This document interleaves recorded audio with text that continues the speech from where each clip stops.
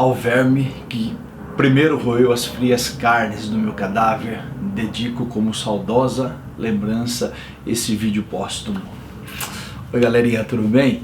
A gente vai gravar aqui pra você um vídeo muito especial que faz parte da lista da UEM, tá? E que serve para outros grandes vestibulares, que é o livro Memórias Póstumas Brás Cubas do Machado de Assis. Vamos ao livro então? Ok? Bom, primeira coisa que você tem que atentar pensando no vestibular como a UEM é o contexto, ok? Então o livro Memórias Póstumas Brás Cubas é um livro que inaugura o realismo no Brasil. Então ele é chamado de divisor de águas, porque antes dele era o romantismo, depois dele nasce o realismo. E o próprio Machado de Assis inaugura a sua maneira realista de escrever nesse livro.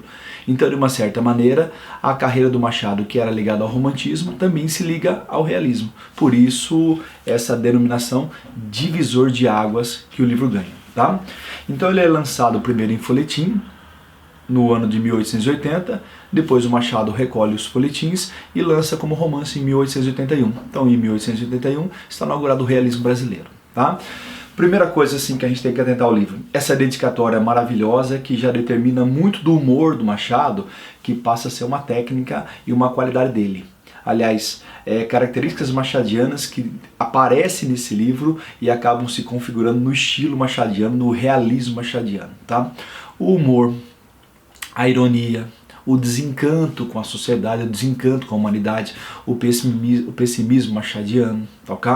O ato que ele traz do folhetim, o hábito de conversar com o leitor, então constantemente ter uma conversa com o leitor, o ato de explicar a narrativa que ele faz, a metalinguagem, é uma marca machadiana, a ruptura com a narrativa linear. O Brás Cubas é um livro que começa pelo final, pela morte da personagem, para depois ir para o início, para chegar até o final de novo. Então você tem uma ruptura da narrativa linear. Você tem capítulos curtos, há capítulos que tem uma linha, 2, 4, 5 linhas, tá? Isso marca uma coisa inovadora no Machado dentro da literatura brasileira. Então, os capítulos curtos. O psicologismo, que significa revelar o que está por trás da ação de cada ser humano. Então, toda ação tem uma toda ação tem uma intenção por trás. E o Machado, ele gosta de pegar não a análise da ação, mas a intenção que o personagem tinha ao realizar aquele momento. Tudo bem? Então isso passa a ser uma marca machadiana, o psicologismo, o universalismo, a linguagem culta, clássica dele, só que ao mesmo tempo esse é um livro repleto de inovações formais, é maravilhoso, tá?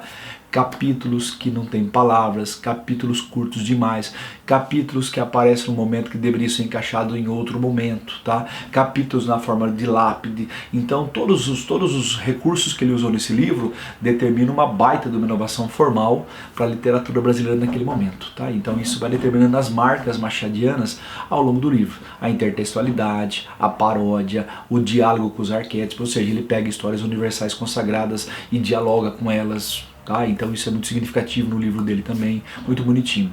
E a hora que você pega o livro Brás Cubas completo, as Memórias Póstumas Brás Cubas, você tem um livro que tem 160 capítulos, começa com uma dedicatória, tá? Que eu ironizei, eu fiz uma paráfrase, vamos dizer assim, no começo para você, tá?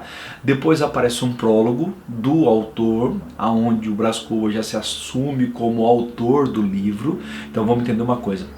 O Brás Cubas, ele é um narrador do livro, ele se coloca numa posição transtemporal, porque ele está fora do tempo, ele está fora da vida, tá? Então ele está no ponto de vista dos mortos, vamos dizer assim, tá? Por isso que ele vai se classificar lá, daqui a pouco a gente fala melhor, mas como defunto autor, tá? E ao contar a sua própria história, ele é o personagem principal, então ele é um narrador, protagonista, numa posição transtemporal, com onisciência, porque estando morto ele pode revelar tudo que ele sabia de todo mundo, tá? Que é muito legal. E que nesse prólogo ele se assume como autor do livro, como eu falei, tá? Porque na verdade o autor do livro, o escritor do livro é o Machado. Só que ficcionalmente quem está escrevendo esse livro é o Brás Cubas. Então ele está fazendo uma pseudo-autobiografia porque ele é um pseudo-autor, já que ele não existe, ela é uma invenção, uma ficção. Tudo bem? Belezinha? Então, na hora que você vai ler esse prólogo que ele cria, ele faz uma comparaçãozinha do livro dele com o grande escritor Stendhal, né, que escreveu O Vermelho e o Negro, que é uma obra das mais geniais da literatura mundial. E ele fala que o Stendhal uma vez foi lançar um livro e ele falou assim, olha, eu acho que eu não terei 100 leitores que vão ler o meu livro, que vão aceitar o meu livro. E o Brás Cubas faz uma brincadeira, né? Imagina, o Stendhal não ter 100 leitores, né? Eu que não terei 50, talvez terei 30, 20, 10, talvez eu terei 5 leitores. E isso sugere pra gente uma ideia de uma certa humildade do Brás Cubas, e não é, na verdade. O que ele está brincando de levar você a pensar é que o livro dele ele tem como ser que é um livro tão inovador, é tão fora do comum que a gente está acostumado aqui no Brasil, que ele sabe que ele não vai ter leitores que talvez aceitem essa novidade que ele está criando. Então ele fala que ele ficará privado da opinião dos severos, né, dos leitores, que ele fala assim, né, dos críticos. Ao mesmo tempo ele ficará livre da opinião dos frívolos, que talvez seriam os leitores de folhetim romântico, tá? Porque nenhum nem outro vão achar nesse livro assim o seu romance usual. E ao fino leitor que lê esse livro, ele fala: acresce que eu escrevi com a pena da galhofa e a tinta da melancolia. Essa é uma marca que você vai adotar para o livro inteiro. Isso é um ritual de vestibular colocar essa frase, tá? Pena é a forma. Então pena é a pena, leva ao pé da letra. Pena é o que você usava para mergulhar no dia inteiro para escrever o livro. Então a pena é a forma. E a tinta é o conteúdo. Então, de uma certa maneira, se você entender, o livro tem a forma de um livro engraçado, do humor, mas a hora que você vai analisando o conteúdo é pessimista, é de desencanto, é de melancolia. Livro baseado no humor, mas com ironia e pessimismo. Entendeu? Essa é uma regra do livro. Aí a hora que você vai ler, você encontra 160 capítulos ao longo do livro, sendo que o primeiro ele chama de Óbito do Autor, tá? Em que ele começa assim: durante muito tempo eu hesitei se eu deveria abrir esse livro pelo início ou pelo fim, suposto que o uso vulgar é começar um livro pelo início. Duas coisas fizeram eu adotar um método diferente. Primeiro, eu não sou um autor defunto, mas sou um defunto autor. Para quem acampa o túmulo foi um outro berço. Moisés, que contou a sua história, colocou o nascimento no introito, colocou a morte no cabo. Como esse meu livro é mais radical do que o do Moisés, começarei pelo final. Portanto, querido leitor, se queres saber o final da minha história, morri. Então é muito legal que nessa introdução você tem basicamente todas as marcas do Machado de Assis. A conversa com o leitor, a explicação do livro, a metalinguagem, a intertextualidade e a paródia, mais radical do que do Moisés, o humor e a ironia, tá? Que leva você assim a um ato antirromântico. Você quer saber o final da minha história? Morri. Então nada mais desesperante para um leitor daquela época que acompanhava folhetins do que ter o final revelado logo na introdução do livro. Tá? E sem falar que na sequência ele fala assim: morri numa sexta-feira às 14 horas no mês de agosto do ano de 1869. Tinha 64 anos rígidos e prósperos. Possuía 300 contos e uma bela chácara no Catumbi. Olha que sensacional. Além dele revelar o final, o herói que o leitor daquela época vai acompanhar se coloca como um sexagenário. Ele tem 64 anos. Convenhamos que menininha de 15, 16 anos naquela época ia se interessar por um livro desse. Então por isso que ele fala que talvez ele terá poucos leitores, mas não no sentido de humildade, que o livro dele é pequeno, mas no sentido que talvez não haja leitor com competência para entender o que ele está criando nesse momento. Então sempre é um ato de ironia contra tudo, contra o livro, contra o leitor, contra o público, contra o jornal, contra de repente o mercado de livros e tudo mais, tá? Então isso é muito legal dentro desse livro, essa ironia maravilhosa que acompanha o livro inteiro, recheado de humor que desencanta, sabe? Sempre vai levando você a um pessimismo muito forte, conforme você vai refletindo na ironia que ele conta. Tá? Então o livro tem 160 capítulos, esse primeiro é o Óbito do Leitor, que ele apresenta para você por que ele vai começar pelo final, o ato de ser um defunto autor, tá? Bonitinho. Aí na sequência ele vai para um capítulo chamado assim, o emplasto, tá? Porque ele fala assim: olha leitor, eu morri de uma pneumonia, mas a verdade é que eu morri de uma ideia fixa. Deus te livre de ter uma ideia fixa.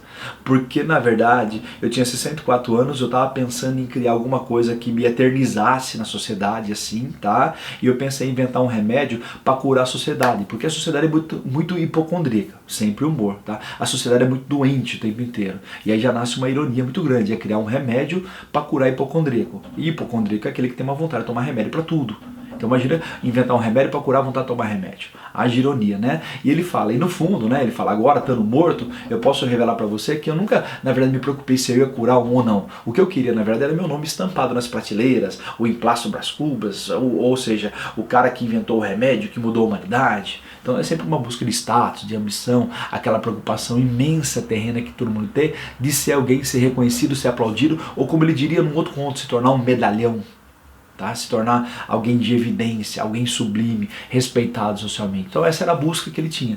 E ele fala que por pensar demais nessa ambição, cuidado com a ideia fixa, ambição, ele um dia abriu a janela, tomou uma rajada de ar muito frio no peito, tá? Acabou pegando uma pneumonia, acabou morrendo. Então ele morre fisiologicamente de pneumonia, mas o que levou ele à pneumonia foi a ambição, a ideia fixa. Então o emplastro, a causa da morte dele de uma certa maneira, porque a ideia fixa, a busca de uma consagração universal. Tá? Aí assim que ele passa por isso, ele volta para a genealogia dele, tá? Aí ele começa meio que explicar quando ele nasceu, que é muito bonitinho, e quando ele nasceu ele fala, olha, não dá para falar todas as pessoas que vieram me ver, mas foram muitas, tanto que se eu fosse colocar todas eu não acabaria o livro.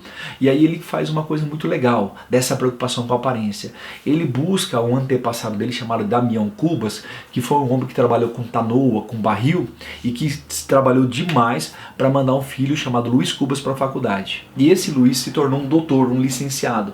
E toda a família dele tem um prazer de falar que a família começou ali no Luiz Cubas, anulando o parente pobre.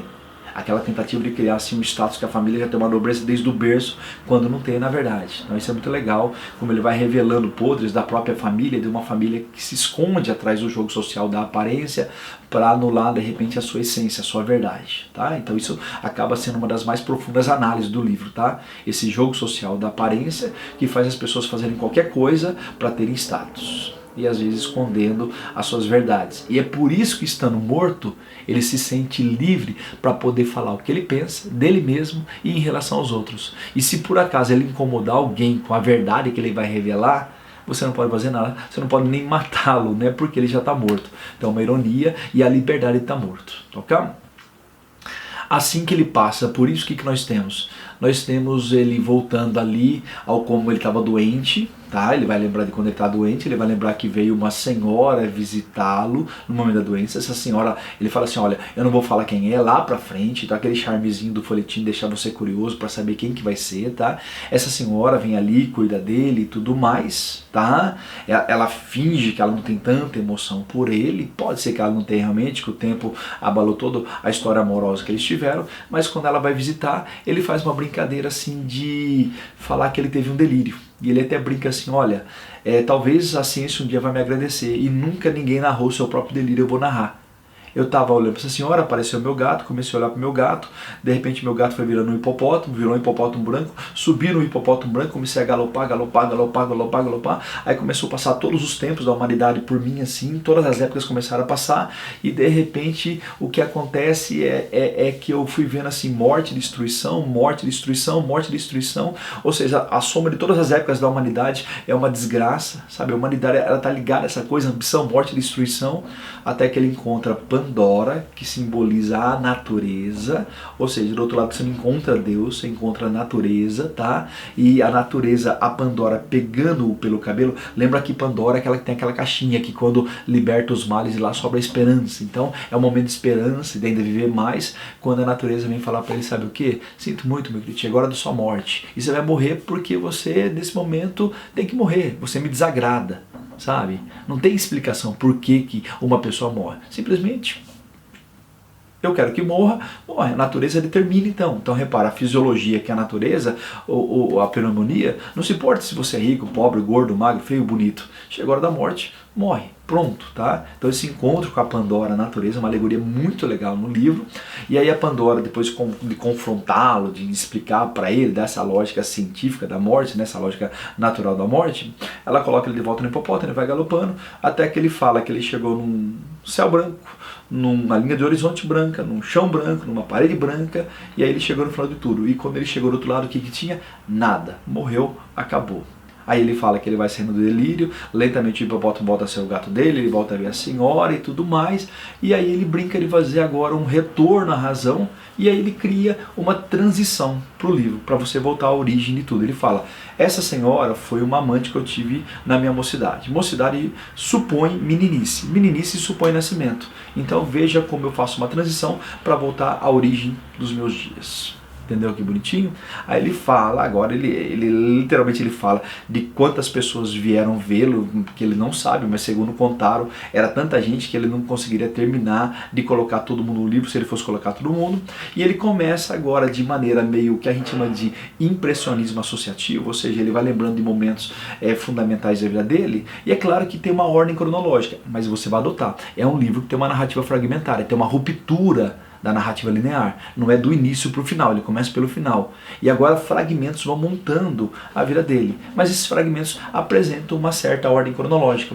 Então acompanhe mais ou menos alguns fatos importantes. Ele fala, quando eu era pequenininho, quando eu tinha 5 anos, eu fui até 6 anos, eu fui até a cozinha, eu pedi doce para uma escrava, ela não deu, eu dei uma paulada na cabeça dela, quebrei e depois joguei cinza no tacho para estragar o doce. Repara que bonitinho, tá? Ele fala, a alcunha que eu tinha naquela época era de menino diabo. Tá? O meu pai me deu um escravo chamado Prudêncio. Esse Prudêncio é fundamental para o livro. Ele adora cobrar em vestibular. A gente vai estabelecer uma alegoria dele, tá? E eu colocava ele no cavalinho no chão, subia nele, ele me levava para a cozinha, para a sala. Às vezes ele falava, meu tá doendo. Eu gritava, cala a boca, besta, e me carrega. Então, repara, ele vai se colocando como um moleque que brincava mais, que era muito perverso, maldoso, entre aspas, tá? E que não tinha freio. Que ele fala que o pai dele tinha uma metodologia moderna de ensiná-lo. Então o pai dele raramente dava castigo, aliás o pai nunca brigava com ele, e se o pai brigava com ele na frente de alguém, corria pro quarto e abraçava o Brás Cubas e gritava, ah, brejeiro, quase comemorando a safadeza que ele fez. Tá? Então com essa certeza de que o pai era submisso a ele, tanto que ele tem um capítulo, o menino é o pai do homem, é muito legal nesse sentido, quase uma coisa freudiana de que a psicologia de um adulto já é formada na infância, tá? É muito legal essa proposta dele. Ele vai falar pra gente assim de quando ele tinha agora 9 anos, que uma vez o pai dele estava dando um almoço para comemorar a queda do Napoleão Bonaparte, e nessa queda do Napoleão Bonaparte, o que acontece? Ele estava lá, para ele não interessava nada daquela política, mas ele estava lá refletindo uma coisa muito importante, que era exatamente a ideia de que na mesa tinha uma sobremesa que ele queria comer, e na hora que ele se preparou para comer a sobremesa, apareceu um pseudo-poeta chamado Dr. Vilaça, que pediu um mote, começou a recitar um poema, depois outro mote, e se empolgou e recitou 3 poemas de uma tacada só, quando ele não suportava mais aquele homem falando, que não parava, recitando aqueles poemas que não tinha nada a ver, porque ele queria comer o doce, aí ele deu um grito para ele calar a boca, cala a boca! E aí de repente o que acontece? Acontece que esse cara, ele meio que se acua, ele até fala, o Brás Cubas brincando, eu acho que todo mundo queria me agradecer, porque acho que ninguém aguentava, mas sabe como é que é o jogo da aparência, todo mundo olhou pro meu pai, esperou que meu pai me punisse, porque eu fui mal educado com aquele homem que estava lá, e meu pai se sentindo pressionado pelo olhar social, meu pai me deu um castigo, me mandou um escravo me levar pro quarto com o doce. Eu até pensei, né? Devia ter gritado antes, na verdade, né? Eu já ia pro quarto com o doce, que é o que eu queria, na verdade. Mas uma tia minha mais severa falou, isso não é castigo. Você vai pro quarto sem o doce, tá? E aí eu perdi o doce, mas eu não fiquei bravo com a minha tia. Ela tinha uma certa razão, mas eu fiquei bravo com o Dr. Vilaça. Desse eu ia me vingar. E eu fiquei o dia inteiro espiando pra ele. Em algum momento ele ia fazer alguma coisa que eu ia ter a chance de dar o troco para ele. E dito e feito, estava ele lá com a esposa dele, estava ele lá com os filhos dele, quando de repente eu percebi, ele saiu de perto da esposa, aí ele foi para o fundo do jardim da minha casa, levemente eu percebi que uma senhora chamada Dona Eusébia, que era filha de um coronel, também foi lá para o fundo, quando eu percebi que os dois se encontraram atrás de uma moita. Não tive dúvidas, fui lá, quietinho, escutei uma conversa do tipo, eu te amo, não, você me abandonou, não quero mais saber, não, vem cá, me dá um beijo, não vou te beijar. E senhores e senhoras, eu escutei o mais medroso beijo da face da terra, não tive dúvida, saí gritando pelo jardim, Dr. Vilaça beijou Dona Eusébia, Dr. Vilaça beijou Dona Eusébia, e eu fiz todo mundo olhar pra mim, eu fiz todo mundo olhar pra moita e desmascarei aquele adultério. Vingança realizada. Ok? Muito bem. Outro episódio que eu lembro, reparei, ele vai saltar dos 9 para os 17 anos. Foi quando ele começou a frequentar, vamos dizer assim, uma casa de entrada em neon com cerveja a R$25, vamos dizer assim, tá? Então era uma espécie de inauguração do jovem no mundo adulto, que era a sexualidade. E com 17 anos ele mergulha ali numa dessas casas, onde ele conhece uma dama espanhola chamada Marcela, uma belíssima dama espanhola, tá? Que ele vai se interessar, vai se apaixonar por ela, e para chegar até ela ele vai começar a levar presentes caríssimos. E chega no momento que ele é convidado para ir no quarto dela, que ele a beija, então meu primeiro beijo, virei homem, aquela coisa toda. Só que ele concorria com outro cara ao coração dela, até que os presentes dele eram mais caros. O outro cara saiu de questão e ele ficou com a Marcela só para ele. Então ele tem uma aventura amorosa com uma dama espanhola, poderíamos dizer uma prostituta, uma cortesã, tá? Por muito tempo. E que na cabecinha dele, né, é o jovem, primeira transa, primeiro amor, primeiro beijo, né? É o grande amor. Para ela é só um moleque, um adolescente rico que lhe dá presentes muito caros e que ela se diverte muito, tanto com a juventude dele, tá? Quanto com o dinheiro dos presentes e os presentes que ele traz. Só que conforme ele vai se divertindo com essa Marcela, o que ele faz? Ele vai gastando todo o dinheiro, né, que ele das joias que ele compra, é fiado no nome do pai dele. E um dia o pai dele é surpreendido por uma conta, eu diria um pouco assombrosa, 11 contos de réis. E o pai resolve dar um basta. Porque o pai, de uma certa maneira, tá feliz que o filho tá realizando a sexualidade. Que bom que ele é macho. Mas ao mesmo tempo o pai fica horrorizado com o tanto que o moleque gasta. E aí o pai resolve dar um basta. O menino tenta apelar para tudo, não tem jeito, e o pai, como castigo, resolve inscrevê-lo na faculdade de Coimbra e mandá-lo para Portugal para estudar direito. Tanto que um dia o pai vai buscá-lo na saída da casa da Marcela e o pai fala para ele, primeira vez que o pai dele briga com ele, você é um pelintra, e eu não criei um filho para ser um pelintra, você é um cubas, você vai para a Europa estudar para ser um doutor. Eu adoro isso, né? Eu queria que meu pai me castigasse assim. Você vai para Coimbra estudar, tá castigado. Sensacional, né? Então nesse momento o Brás Cubas ele vai perder a relação, só que ele arrisca uma cartada. Ele vai falar com a Marcela. Marcela, você me ama? Claro que eu te amo, né? Então Marcela, eu vou para Portugal, vou estudar, vamos embora comigo. E ela pensa, né? Imagina, vou lá, o rapaz é estudante, vou para Coimbra. Imagina a pobreza que eu vou viver. Imagina que eu vou com esse rapaz, né? Aí ela inventa uma desculpa. Meu pai morreu no mar, minha família morreu no mar, eu tenho trauma do mar, não sei o quê. E ele vendo que ela não iria com ele, assim, ele corre até a joalheria de madrugada, acorda o joalheiro, compra uma joia caríssima, leva para ela e fala assim, ó, eu te amo, né? É a última tentativa de seduzi-la. A hora que ela pega, é uma espécie de tiara, cheia de pedras preciosas, ela fica olhando, falando, eu também te amo, meu amor, me espera no navio que eu vou com você. E ele vai todo feliz para casa, preparar as coisas para ir pro navio, porque a Marcela vai embora com ele. E Malema sabe que ela vai dar um balão nele. Resultado, quando ele chega no navio, ele se despede, o pai dele aconselha o capitão a tomar conta dele, porque é capaz dele fazer alguma bobagem. Quando ele se toca que a Marcela não vai, que ele foi enganado, ele entra numa depressão, até tem um momento romântico que ele pensa em se matar. É a hora que ele pensa em se matar, ele olha para baixo e ele fala, nossa, mas é alto, eu não vou me jogar do navio.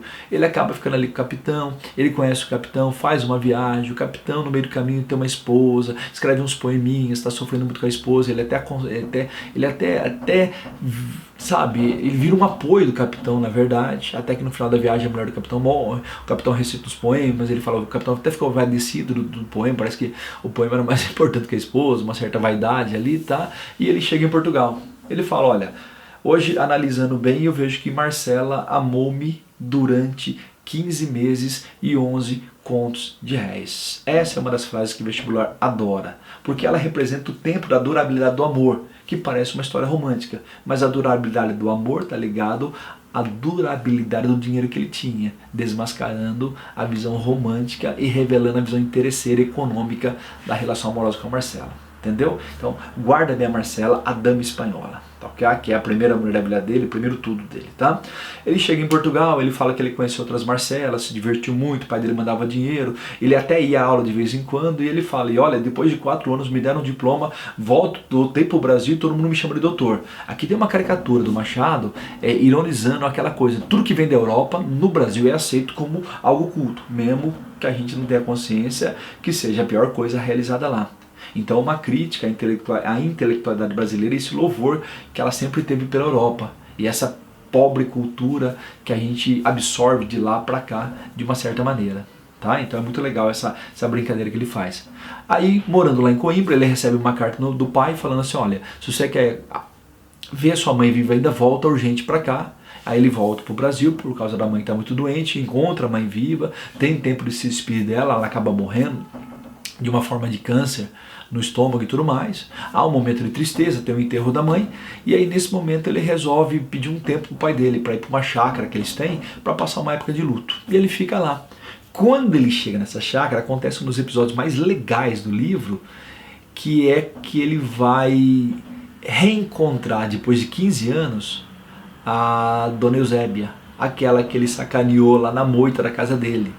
Tanto que quando ele vai tomar um café, porque a Dona Eusébia convida, ele fala, meu, eu não queria, eu tava morrendo de vergonha. Só que o escravo dele por dentro fala, Nhonhô, quando a sua mãe estava doente, ela cuidou da sua mãe, por favor, vai lá tomar conta, vai lá por delicadeza. E ele acabou indo. E quando ele chegou lá para tomar um café com a Dona Eusébia tinha uma filha chamada Dona Eugênia. Meu, a hora que você começa a ler o capítulo, fica de humor maravilhoso, porque o capítulo chama A Flor da Moita.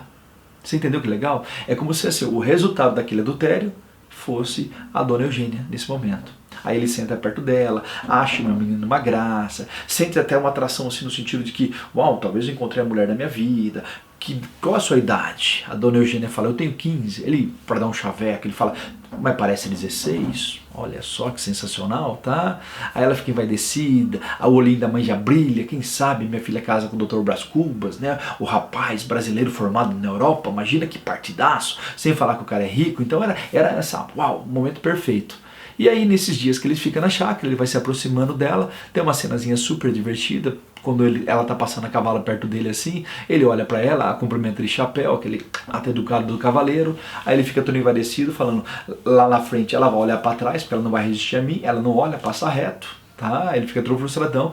E quando ele chega em casa, tem uma das cenas mais legais do livro, que isso faz parte do Machado, que é a digressão. Ele interrompe a história para fazer reflexões paralelas, tá? E ele fala sobre um caso de uma borboleta preta que entrou no quarto dele, que veio rodopiando, ficou rodopiando em cima da cabeça dele, até que ela parou, sentou na testa dele, ele chacoalhou, ela foi, sentou num retrato do pai dele, aí até que ela foi e sentou, ele foi lá, enxotou, ela saiu, foi e sentou na vidraça. Aí ele ficou irritado com aquela borboleta, ele pegou uma toalha que ele tinha acabado de enxugar, meio molhada, deu uma chicotada, acertou a borboleta, ela caiu no parapeito da janela, saiu manquitolando. Aí ele foi lá irritado com a borboleta, deu um piparote nela, ela rodopiou e caiu no chão morta. Ele fala, quando eu fui à tarde para dar uma conferida, já não era sem tempo, as formigas tinham arrastado o seu corpo. Tá? Aí ele faz uma reflexão, cara. Esse livro é muito legal, ele faz muita paródia do pensamento do século XIX. Quando o positivismo, evolucionismo, determinismo foram criando teorias científicas para todos os lados, e todo mundo tinha uma teoria, todo mundo não sei o quê, o Machado de Assis, maravilhosamente, ele adora fazer uma caricatura de todo esse pensamento muito erudito, que na verdade esconde perversidades. Porque muita gente foi achando teorias para justificar certos crimes, como a escravidão na humanidade, através de um olhar científico. E de uma certa maneira, o que acontece?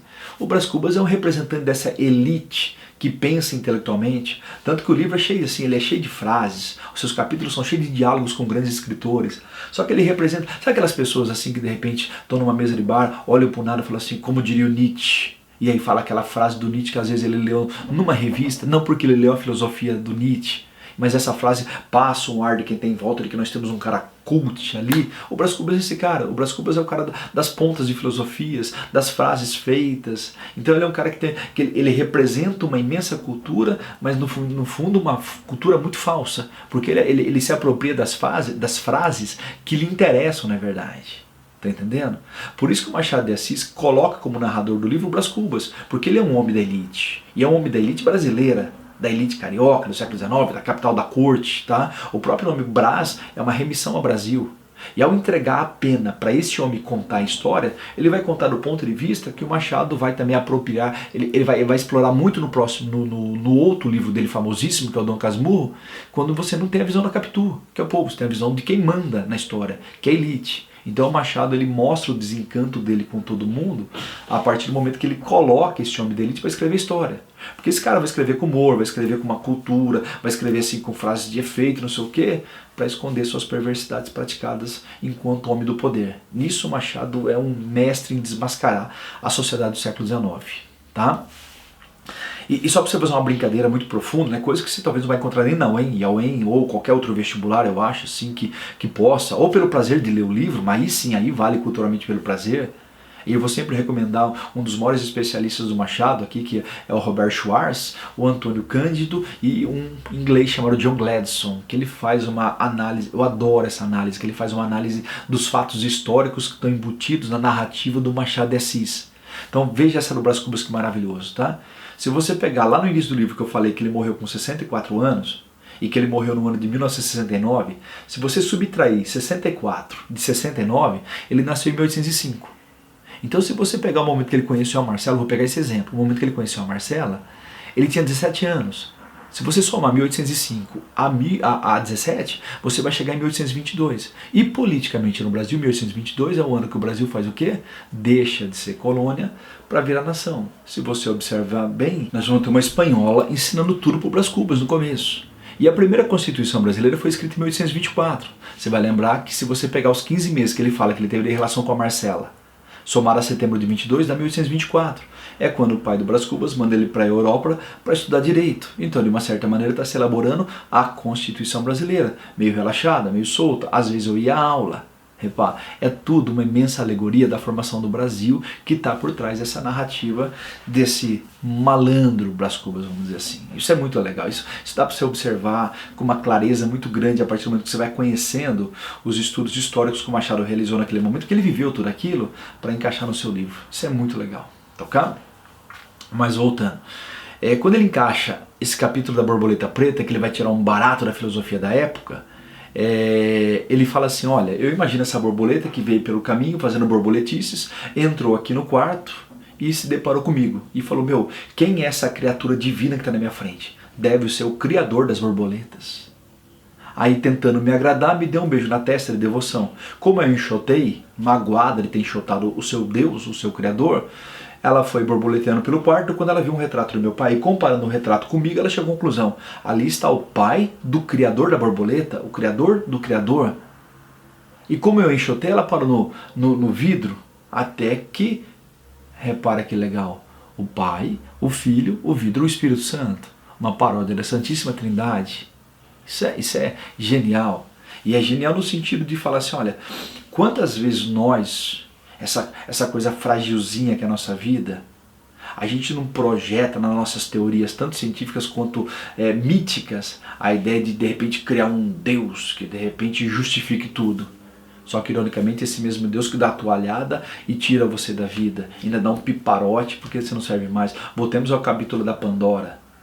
Então repara, a borboleta mítica morta pela toalha de linho cru, a natureza. Então o Machado, de uma certa maneira, ele tem uma visão muito irônica contra tudo. Toda a ciência, a própria postura de um morto que está escrevendo uma história pra gente é uma postura irônica em relação ao cientificismo europeu. Gente, como que a gente pode justificar um morto mandando um livro do além pra gente? Tá? Um adendo que eu vou fazer. Esse livro aqui é inspirado num livro de um escritor chamado Luciano de Samosata, que é um escritor lá de uma cidadezinha do Império Romano, e que ele fez um livro chamado Diálogo dos Mortos, onde ele cria um sátiro chamado Menipo, que na viagem da morte dele ele vai satirizando a vida. Então nasce uma tradição mundial na literatura chamada sátira menipeia, e o Brás Cubas faz parte dessa tradição, da vida analisada do ponto de vista do morto, a sátira menipeia. Porque no caso aqui o Brás Cubas é o sátiro, ele vai tirando sarro de tudo que existe na vida, ele vai carnavalizando a vida num certo sentido, tá? Na sequência, quando ele passa pelo efeito da borboleta, ele vai passear com a dona Eugênia.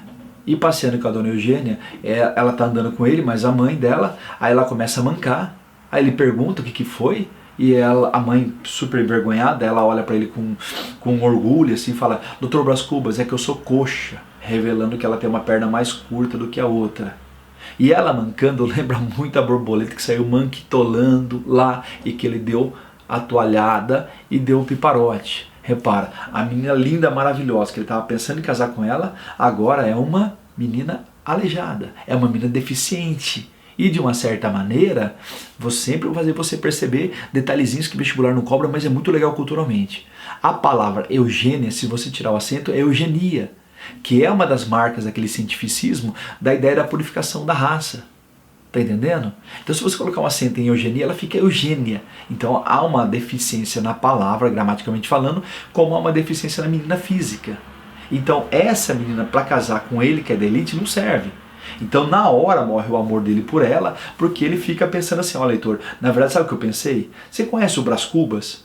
Aí todo mundo ia falar assim, qual? O marido da Manca? Então eu não ia virar uma referência social como o marido da Manca. Na hora minha vontade de casar com ela morreu. Então repara, talvez se ele tivesse vivo, jamais ele teria coragem de falar o que ele realmente pensou. Mas morto ele vai revelando para você as perversidades que tinham por trás da sua ação. Tá entendendo? Esse desmascarado homem que é maravilhoso nesse livro e em todo o Machado de Assis. Só que aí o que acontece? Quando a moça vai embora, ele vai para casa, o pai dele vem visitar, porque o pai fala, ó, tá bom de luto, tá na hora de voltar, eu tô preparando, e nesse momento ele tava brincando com o nome Virgílio. Virgílio, Arman Virunque Cano, que é o primeiro verso da Eneida, Virgílio. Aí o pai olha pro bilhete e fala assim, ó, tá aí o nome da sua futura esposa. Eu arrumei, ela chama Virgília, filha do conselheiro Dutra, eu arrumei um negócio para você e um casamento. O negócio é mais importante. Como ela é filha de um cara importante, você vai casar com ela, você vai conseguir um cargo político. É para isso que eu criei, para você ter status, para você enobrecer mais a família. Aí ele pede um tempo pro pai, mais uma semaninha, só que aí ele já vai. Fala, tá, pai, tá bom. Porque olha a intenção dele, não é mais luto da mãe. É que ele pensou assim, olha, eu não vou casar com a menina que é manca, mas ela é bonita. Então, quem sabe se eu conseguir o primeiro beijo, a vaidade de tirar a virgindade da pessoa, aquela coisa, na época o beijo era um sinal de virgindade, só a ideia de posse, de conquista, pela futilidade de conquistar. O Brasil é um fútil nesse sentido, é um Dom Juan baratinho, vamos dizer assim, tá? Aí ele fica aquela semana, seduz a menina, dá o beijo nela, e a hora que ele dá o beijo nela, que ele conseguiu a conquista, que tá bom demais, ela não interessa mais, então é hora de dar o piparote. Tá entendendo? O que ele faz? Ele faz o seguinte comentário. Ele fala assim, ó, olha, eu tenho que ir para casa porque meu pai veio aqui, assuntos sérios me chamam. E a menina olha para ele e fala assim, olha, Dr. Brás Cubas, eu sei que o senhor não vai casar nunca comigo porque eu sou aleijada. Ele imagina, isso é o de menos, isso não faria diferença nenhuma. Imagina o homem que ficar com você, se isso faz alguma diferença. Então repara como o discurso é nobre, é bonito, mas as intenções são monstruosas e perversas, egoístas e interesseiras. Então isso no livro acontece o tempo inteiro. Então, primeiro amor, a Marcela, a prostituta. Segundo, aquela que é a flor da moita, que ele chama de Vênus manca, e que ele tem uma perguntinha filosófica. Por que bonita se coxa? Por que coxa se bonita? Essa dona Eugênia é para se guardar também. Ok? Volta ele para o Rio de Janeiro, sai da chácara, conhece a Virgília, chega ali galanteando o coraçãozinho dela, só que aparece um concorrente para ele, um cara mais pragmático, mais sacado, chamado Lobo Neves. A Virgília fica em dúvida entre os dois, ela compara que um é o pavão e o outro é a águia, então é como se o Brás Cubas fosse vamos lá, um fútil, um romântico, o outro é um realista, é mais pragmático, a águia. E aí no momento que ela está em dúvida, ela olha para o Lobo Neves e fala, você me fará uma baronesa? Ele fala, olha, eu não sei se eu chegaria a barão, mas marquês eu serei e tu serás uma marquesa. Quem que ela escolhe para casar? Porque eu lhe pergunto, aí eu jogo para você, você prefere alguém que vai te amar muito ou alguém que vai dar status, poder para você? Eu não sei o que você prefere. A Virgília prefere o status. E aí ela casa com o Lobo Neves. Isso, inclusive, quando ela casa, ela vai passar a lua de mel com ele, vai viajar e tudo mais. O pai do Brás Cubas fica decepcionado, acaba ficando doente, falece. Nesse momento que ele falece, vem a divisão da herança. O Brás Cubas tem uma irmã chamada Sabina, casada com o Cotrim. Esse Cotrim é um dos maiores crápulas dentro desse livro. A revista, que é aquele cara meio João Romão do livro Curtiço, tá? É aquele cara capaz de fazer qualquer coisa para subir na vida. E agora que vai se dividir a herança, normalmente o homem tem mais privilégio do que a mulher. E tem uma hora que eles disputam um faqueiro de prata. E o Brás Cubas fala, eu quero esse faqueiro para mim. E a Sabina fala, não, esse faqueiro é meu, eu sou casado. Ele fala, mas eu posso casar. Aí a Sabina fala, e para que você iria casar, na verdade? Bom, resultado, um faqueiro bota fim na amizade entre os dois irmãos. Não que as famílias hoje em dia briguem por dinheiro, mas antigamente era normal. Hoje, graças a Deus, isso está resolvido. Tá? Então, de uma certa maneira, meus queridos, você tem um contato com a Sabina, com o Cotrim, tá? Muito legal, esse Cotrim vai aparecer várias vezes, denunciando o mau caratismo dele. Tem um capítulo chamado O Verdadeiro Cotrim, que o Brás Cubas faz questão de revelar o verme que é esse cunhado que ele tinha, o interesseiro que ele era, tá? Muito legal esse Cotrim na história. O Brás Cubas segue a vida dele. Agora com uma herança, rico, sem ter que trabalhar, curtindo a vida doidado. Jovem ainda, de uma certa maneira, 30 e poucos anos. E aí vai, a vida vai de vento em popa. Nesse vento em popa que ele vai vivendo, acontece um reencontro com o casal. O Luiz Dutra, que é um parente da Virgília, um primo dela, fala, ô Brás Cubas, sabe quem voltou de São Paulo? A Virgília, vai ter um jantar na casa dela, vamos lá. E ele vai.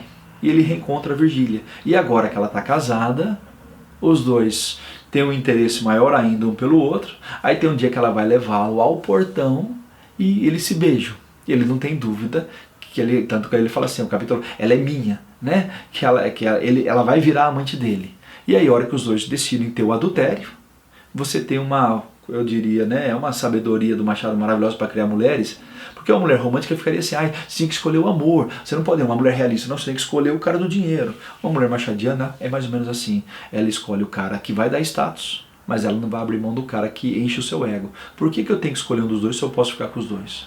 Então nasce o adultério, que é uma das temáticas centrais do realismo, que é uma maneira de desmascarar o amor romântico do casal que se ama para sempre com fidelidade e lealdade. Tocar o adultério é a doença que anula aquela formação romântica do amor, que é muito legal, e ela vira amante. Só que aí o que acontece? Os dois vão planejar, né? Quando você é amante, você tem que ter um lugarzinho secreto para encontrar a pessoa.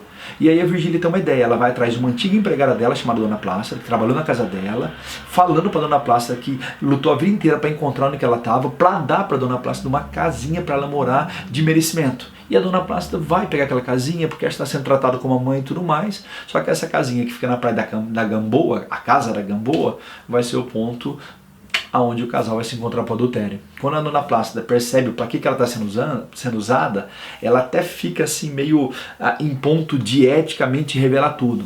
Só que o Brás Cubas, ele vive uma cena muito engraçada. Um dia ele acha uma moeda no meio da rua, repara que bonitinho, tá? E ele fala, alguém perdeu essa moeda. Ele vai no banco e entrega a moeda pro banco, tá? Devolvendo a moeda a quem perdeu, isso é justo. Acontece bem nessa sequência assim, que ele entra numa joalheria, e nessa joalheria quando ele entra, ele vai lá arrumar uma tampinha pro relógio dele, e ele reencontra a Marcela. Só que a Marcela agora tá gorda, tá feia, tá deformada pela varíola, tá acabada. E quando ele olha, ele não reconhece. No começo ele fala, vou sair daqui que eu tá estranho aqui. Aí vem uma voz do balcão, não lembra mais das amigas? E de repente ele fala, meu querido leitor, o rosto não era o mesmo, mas a voz era de Marcela. Aí fui conversar com ela, não sei o quê. E eu só pensava numa coisa, pensar que eu quis me matar por essa mulher. Acho que se eu tivesse com ela hoje, eu queria morrer na verdade, tá? Então repara, a morte do grande amor, ainda bem que não deu certo, vamos dizer assim. Tá aí a moedinha devolvida, na verdade. Como não pesa devolver essa moedinha, até que enfim, ó, adeus, nunca mais nessa joalheria, nunca mais Marcela. Ainda bem que não ficou nada entre a gente, tá? Por outro lado, ele tá andando na praia um tempo, porque agora é a Virgília, é um outro peso. E ele encontra um pacote no meio da praia e tem 5 contos de réis dentro desse pacote. Seria uma coisa assim, tô chutando um valor, mas uma coisa assim, tem uns 15 mil reais ali dentro daquele pacote. Repara, devolver uma moedinha de R$1 é muito fácil. Devolver 15 mil não é tão fácil, na verdade. E ele vai e guarda aquele dinheiro para uma ocasião especial, para uma ação bondosa. E ele encontrou a hora da ação. Ele deposita esse dinheiro para a Dona Plácida. Aí quando ele chega lá, que a Dona Plácida ganhou uma casinha, ganhou aquela quantidade de dinheiro, ela chega até a fazer bolo de fubá para agradar o Brás Cubas, de tanto que ela apoia o adultério nesse momento, que o casal foi feito um para o outro. Aí o Machado brinca, ele fala como cada um tem um preço, como cada um é negociável na verdade. Tocar. O tempo vai passando, o casal vai se divertindo, tem um momento que o Lobo Neves desconfia, ele chega à casinha, a Dona Plácida chega a iludir o Lobo Neves, que não, onde já se viu, a Dona Virgília tá ali sozinha, aquela coisa toda, a Virgília vem aqui visitar essa mãe pra mim, vamos embora junto, vamos para as Cubas escondidinho ali, na paz, tá? Mas o Lobo Neves tá de olho, no fundo todo mundo sabe, o Lobo Neves é aquela coisa, o marido tudo que sabe na verdade, tá? E aí acontece um problema, o Lobo Neves, por causa da sua voracidade política, ele é nomeado pelo imperador como presidente de uma província do norte, lá no Pará. E ele teria que ir embora do Rio de Janeiro para assumir a presidência. Então é um cargo muito importante. A Virgília fica orgulhosíssima do homem dela, né? do marido dela. Nesse sentido ela o ama. Só que se ela for embora com o marido, significa que ela vai ter que se separar do amante. Né? Separar daquela coisa romântica que ela está vivendo. Então o casal se sente assim ameaçado de a gente vai terminar, vamos fugir. Ao mesmo tempo que ele propõe para as vão fugir, ela não quer fugir, porque ela não quer deixar de ser a mulher agora do presidente, aquela coisa toda, tá? E aí de repente eles estão chegando no impasse. Como resolver isso? E aí parece que rola um impasse na cabeça do Lobo Neves, que ele fala, e se eu for embora e minha mulher ficar com o amante? Imagina que desastre politicamente para mim perder. Aí sabe o que eles inventam? Inventam um secretariado no governo e convida o Brás Cubas a ser secretário. Olha que espetáculo. Por que não levar o amante para morar junto, dentro de casa, que acaba com os problemas? O que a gente não faz em nome do poder, tá? Só que a nomeação do Lobo Neves sai dia 13, tá entendendo?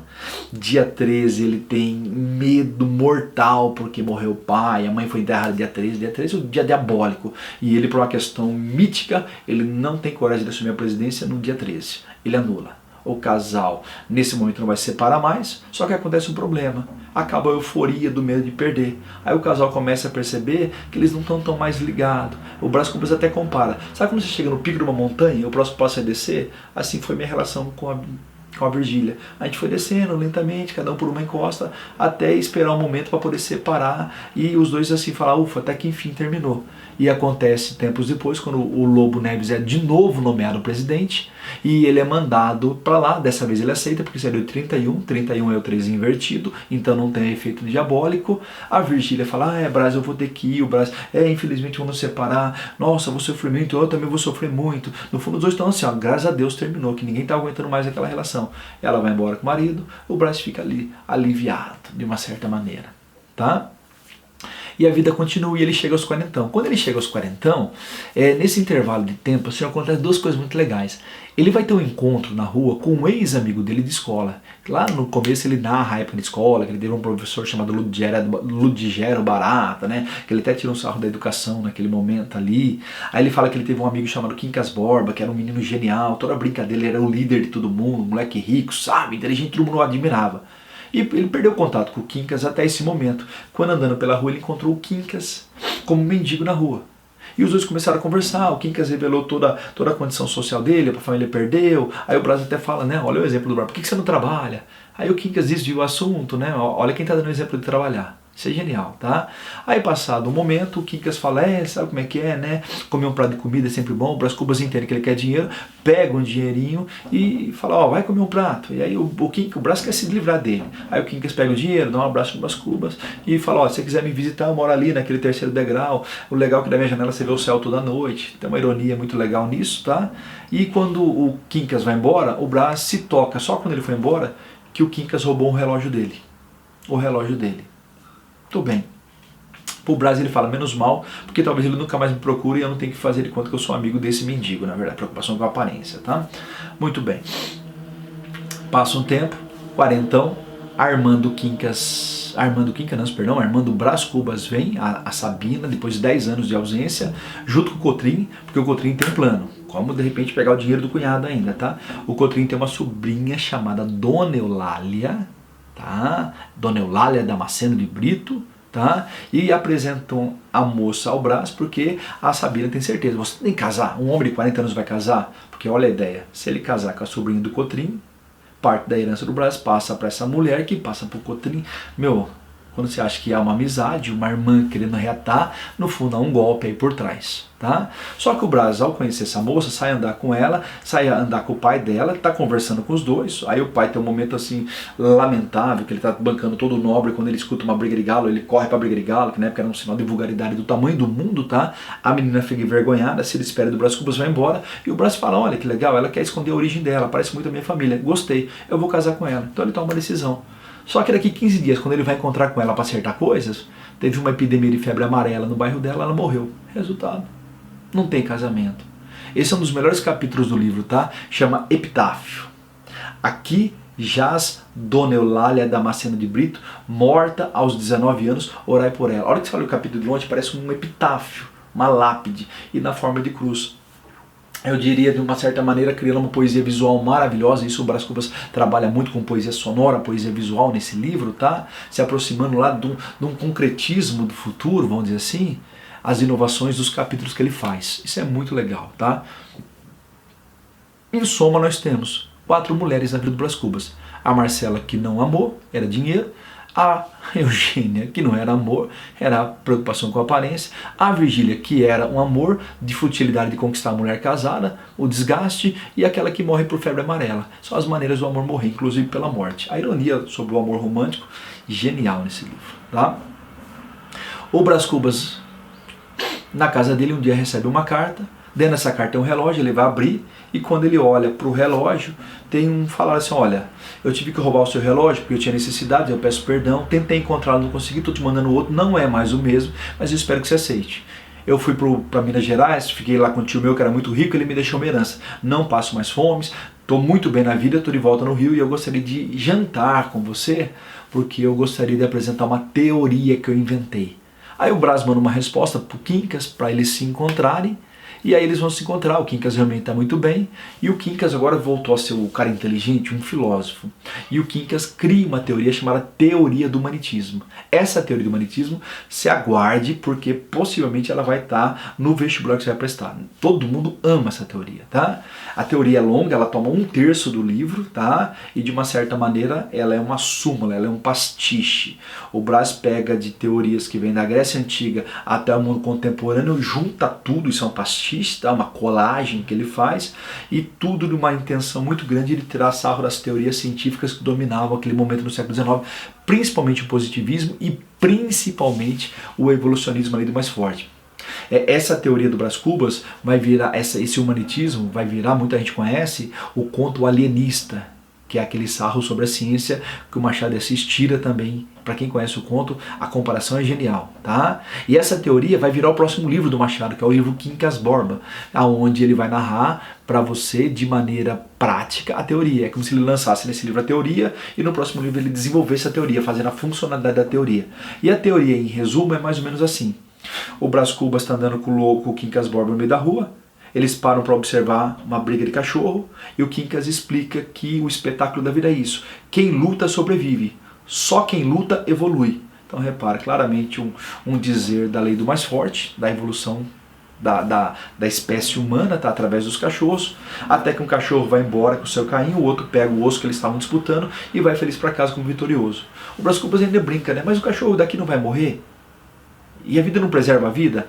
Aí ele fala assim, olha, se você ferver uma água e explodir uma bolha, a bolha morre? Não, ela se reintegra na água de novo. Aí já vira aquela coisa mítica de que quando eu morrer, a minha alma reintegra no cosmos, aquela coisa toda. Meu, ele já tira o sarro de tudo, de tudo. Mas se você vai adotar, a hora que tiver a teoria do humanitismo, é um pastiche, reunindo todas as teorias e filosofias desde a Grécia Antiga para tirar um sarro de todas, principalmente do pensamento positivista e evolucionista que dominavam o século XIX. Guarda isso, ok?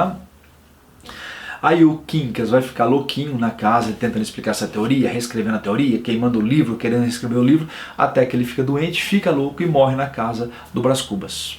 Tá? E o Brás Cubas vira um discípulo. E é muito legal que uma das marcas da teoria é assim, só quem luta sobrevive. E os dois, o que cria e o seguidor, são dois que nunca trabalharam na vida. Então é muito legal falar da nobreza do trabalho sem ter que trabalhar. Tá? A ironia é maravilhosa. Outra coisa que vai acontecer nesse momento é que o Brás Cubas ele vira um deputado.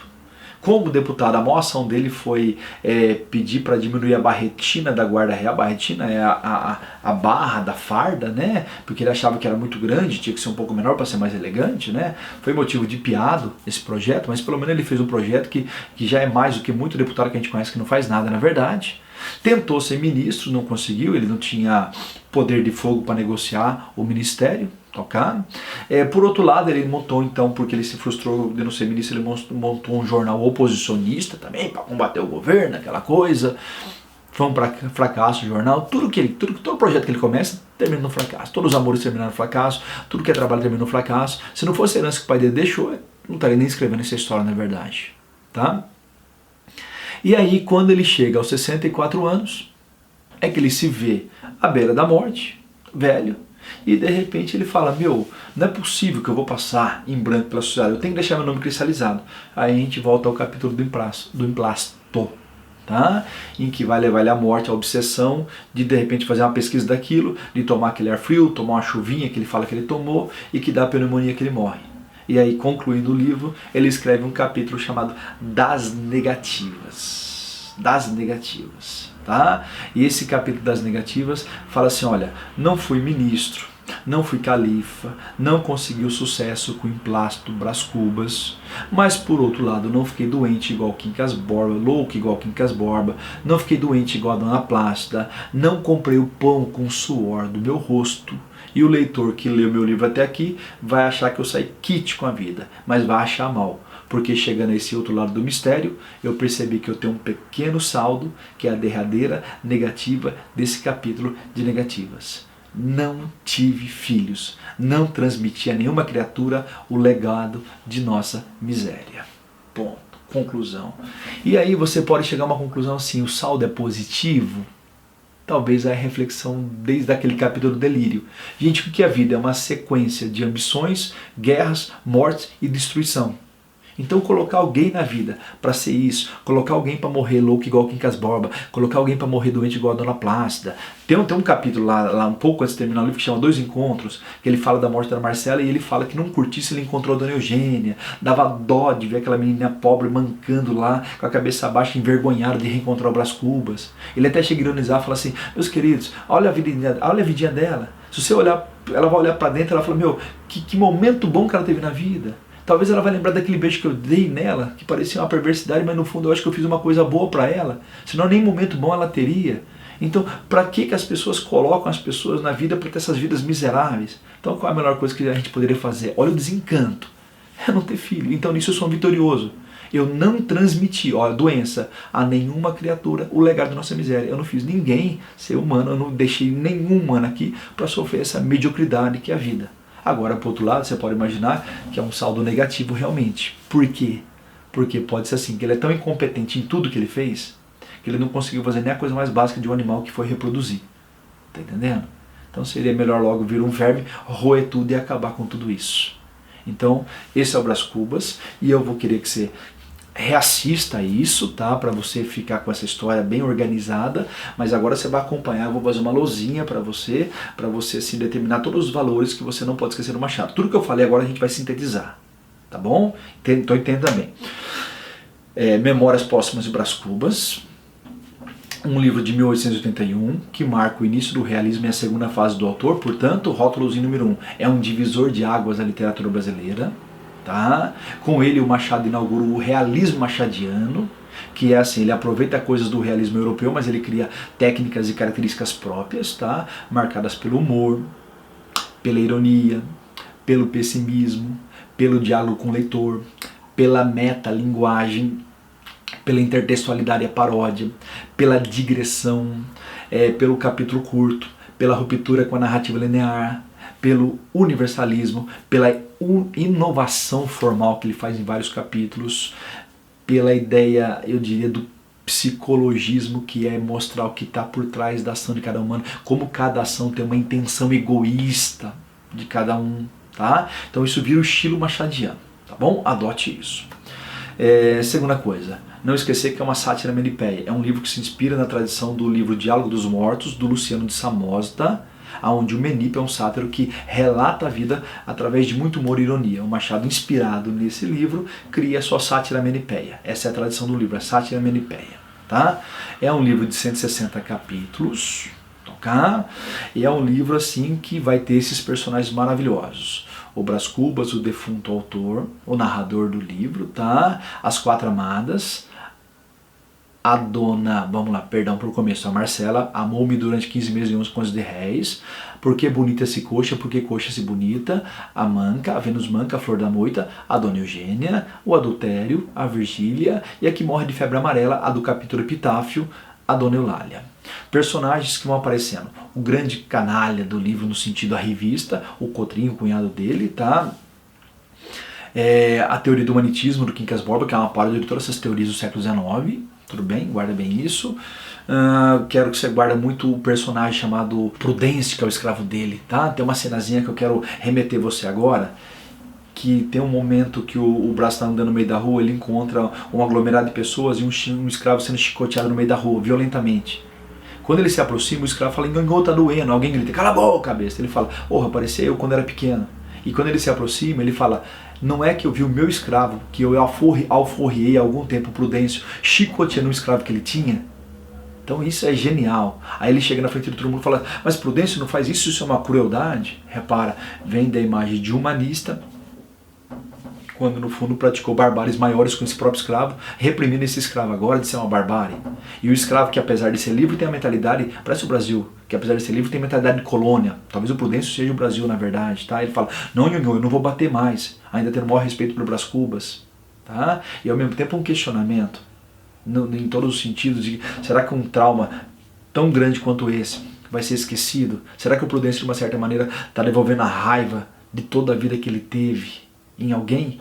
Ou de repente, de uma certa maneira, uma ironia de que a escravidão não passa muito por uma questão de cor, mas por uma questão de quem está no poder. Repara que o Machado ele levanta lebres sensacionais sobre esse momento e a escravidão brasileira. Tá? Mas a denúncia contra o racismo e a escravidão é soberba. Muita gente acusou o Machado de não ser um cara engajado. Muita gente não soube ler o Machado, na verdade. Tá? Então, prudência é fundamental. Então, esses personagens que eu narrei, somar essas características, formam esse livro maravilhoso, O Brás Cubas. Muito obrigado. Acompanhe o vídeo, releia esse vídeo, reassista para você ir lá e fazer uma ótima prova, tá ok? E logo a gente vai estar entrando em contato com você para você assistir um novo vídeo, mais um dessa lista maravilhosa da UEM. Aquele abraço.